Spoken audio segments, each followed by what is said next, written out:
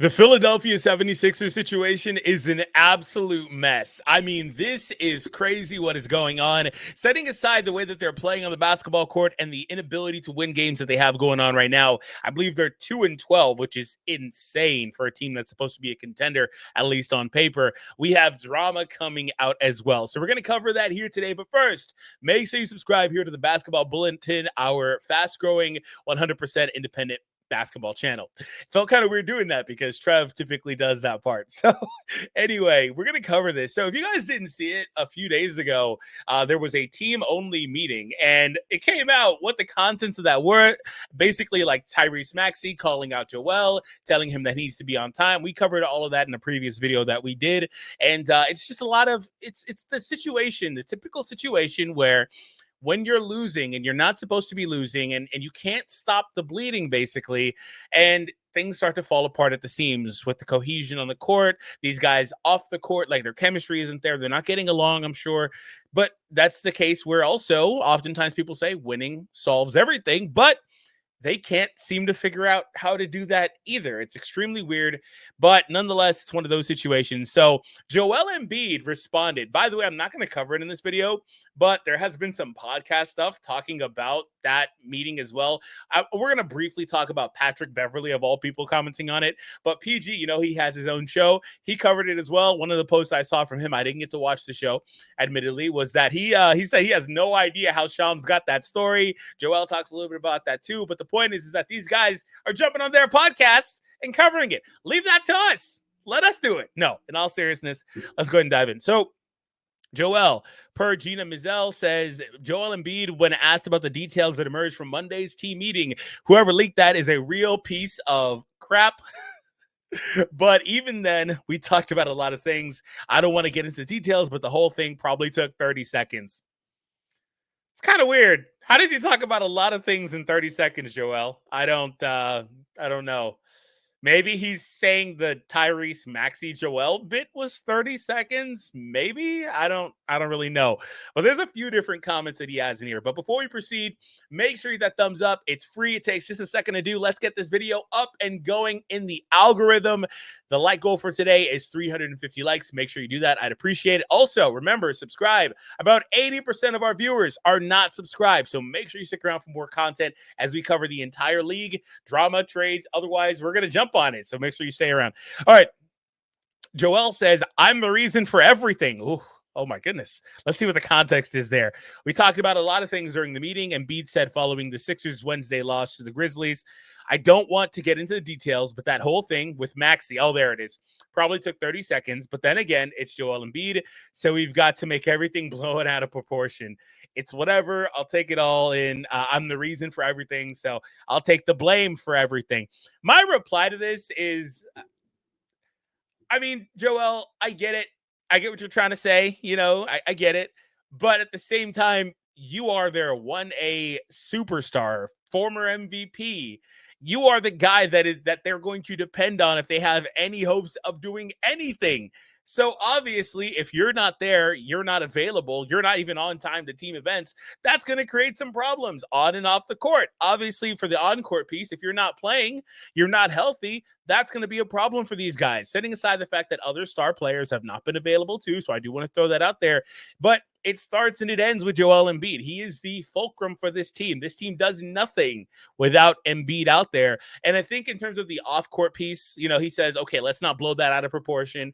That's fair, right? I think that's fair. But I've got to say that you have to also exude leadership. You have to show leadership. You've got to do what you're asking these guys to do as well. You've got to basically be an example for these guys. Not that like they need mentor leadership. It's a veteran team, but you're the leader of this team, or you should be the leader of this team, or at least one of the leaders of this team.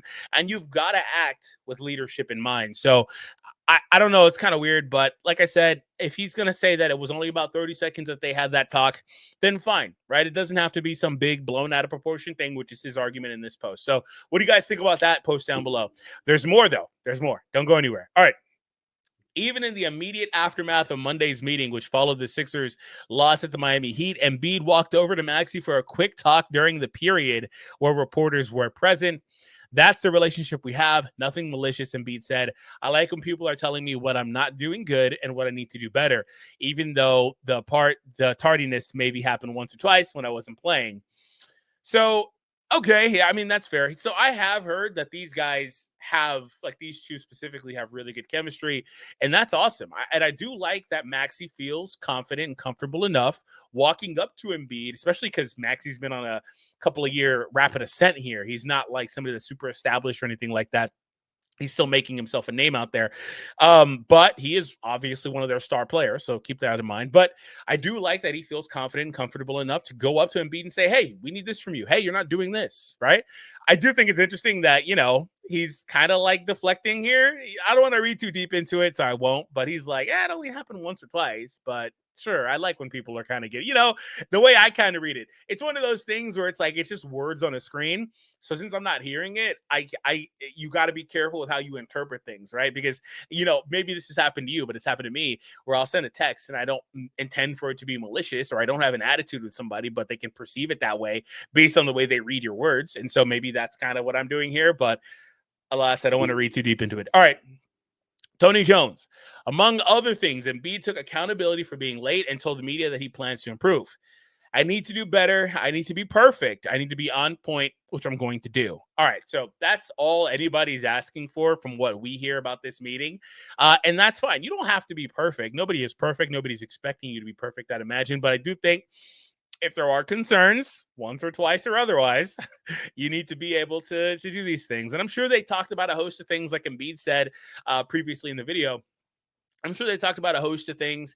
It's just we mainly got that nugget where it's like, OMG, stars are fighting each other on the team, things like that. And it's like, drama. And it, like he said here, and like I said earlier, I understand why that would be the case, but I don't think it needs to be completely blown out of proportion. It's kind of annoying having to deal with the same things over and over and over. Embiid said Wednesday, it's been like that my whole career. All I try to do is focus on basketball and trying to make the best living for my family on and off the court. But it's unbelievable. It just feels like negativity keeps following us, which I don't understand why, but it's a shame. But it doesn't change the fact that we still all got to get better. I mean, okay, I'm not going to spend a lot of time on this, but I think you can unpack this specific quote a lot of different ways. I mean, what do you mean? Like, I'm sure there's drama around them. That's fair, but I think you can understand why. He says he doesn't understand why. I think you can understand why with some of this stuff. Depends on what you're trying to pinpoint, right? They made themselves a target. People didn't like the way they handled a lot of things early on in Embiid's career, like the process and all that stuff, and the way that I believe the GM was handling things back then. Like, it's just kind of weird. So, like, they made themselves a target with that. Lately, so not so much, in my opinion. I don't think that they've really made themselves like a huge headline target recently. But I think right now they're in a weird situation because they have their guys literally not playing. And, you know what they did recently? What they did recently that kind of sparked controversy was things like Embiid saying he's probably never going to play back-to-backs again. Like, stuff like that is like, I don't know if you need to say that, right? Like, it's just weird. It's just definitely weird. The whole situation can be managed differently or better, right? So I talked about it earlier. I think it's kind of funny, but Pat Bev had to chime in. So we're not going to watch his show, but we are going to just read the quote here. Superstars have to lead by example because at the end of the day, if you disrespect the game, it's going to come back and bite you. When you create habits like that, you look at the team, you look at injuries, and then you look at everyone around you. You're like, okay, cool. That's why they're not having success. You're disrespecting the game. But you look at a team like Boston, maybe guys are late once or twice, but that doesn't look like a team where people are late every single day. That's kind of an interesting quote because he says once or twice, but then Embiid's like it was once or twice, and it's like he said, she said, but okay. Maybe as a former 76er, I believe on the roster last year, maybe Bev has some extra insight that we don't know about. Maybe that's a thing. I don't really know. But I mean, I do think to a degree, Bev is right. If you're not respecting the quote unquote basketball gods, right, they'll come back and they'll spite you, right? You've probably heard that before. If it is the first time you've heard that terminology, I'm happy to help you. But yeah, that's typically the case. If you don't respect the game, bad things can happen. It's basically karma, right? So I think that's a layer of it too, but it also just depends on who you ask. Maybe you believe in that stuff, maybe you don't. But Pat Bev, being on time, I love to be on time. I respect a person who's on time. Not saying I disrespect Joel, but if you're constantly late, it can be looked at as like, bro, what the F? Like, you don't care about what the F we got going on. I had a teammate, a superstar teammate before who was late, okay? And it wasn't all the time, just probably late this one time because he had some stuff he had to do. My thing with him was like, okay, yeah, I respect that. But you having to do something that causes you to be late now makes all of us stay out of practice a little bit longer. Like, what about my son? I got to pick him up from school. Okay, I mean, that's fair. I guess that's kind of fair, but yeah, it's interesting. All in all, though, the entire situation is just drama right now. And like I said earlier, this all could be resolved if they have good health and start winning games. The question is, are they ever going to get good health? You know, Trevor and I talked about this recently. This very topic with the Maxey thing, and you guys can see that in a minute. But one of the things we talked about is how good will this team actually be? And I said, I think that at this point, I would be hopeful if they wound up at 41-41, like just smack dab in the middle. I will be hopeful for that and call it a day, right? Like, I don't really know because it's starting to dig a little bit too deep. 2-12 is kind of crazy. Like, it's starting to dig a little bit too deep.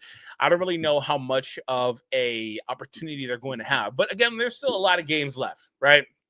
Still a lot of games left. They could easily rebound to being a 50-win team. They're just going to have to rip something straight crazy off, but they can do it.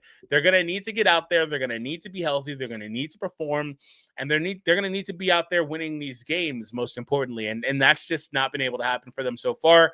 But it is encouraging so far that, you know, they've gotten some of these guys back within reason, but a long way to go here ultimately. But let us know what you guys think. Post down below about all of this stuff. It's pretty interesting, but at the end of the day, like I said, I do think Embiid, if you're watching, it's going to fall on you regardless because you are the guy. It has to fall on you. That's just kind of how it goes. But if you guys want to know more about the stuff we talked about earlier, like I just mentioned, also our first rendition of a video like this talking about this drama, that video is on the screen right now for you to click. So make sure you do it.